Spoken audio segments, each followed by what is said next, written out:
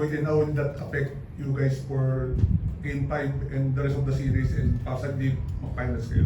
There's no secret that Roger is a big part of what we do offensively and defensively. He's our best perimeter defensive player, and without him, you know, again, like Poy mentioned, it's just the next man up.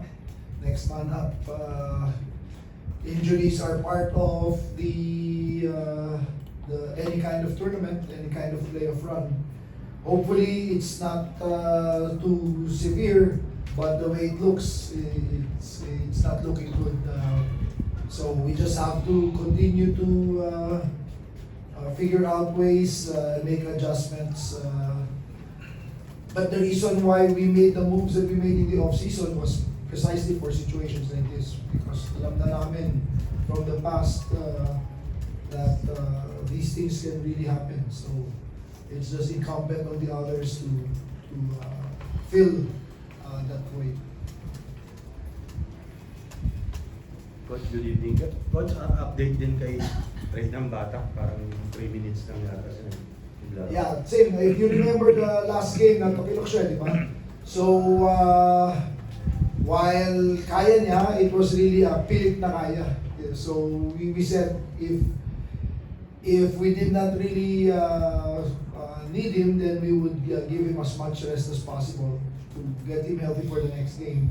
And that's why shout out to Simon and Ciso. I thought Simon scored 0 points, was plus 20. So that was a big part. And these are the unseen contributions of the guys in the team. Like Poy said earlier, Kelly couldn't even walk yesterday. Nandito siya, nakahiga because he was stricken by severe cough, colds, he's hit by the flu. But he showed up. And sabi lang niya, okay, I'll just be ready just in case. And you know, I thought that was a big lift also. Poy started it off for us. Kelly held the fort. And then we were able to get Henry to finish at the center spot. But ganun lang talaga eh. Hopefully, Ray heals more fully, recovers. Same thing with Roger. But right now, our focus really is get rest for the players, and then on our part, the coaches to anticipate whatever adjustments they're going to make for the next game.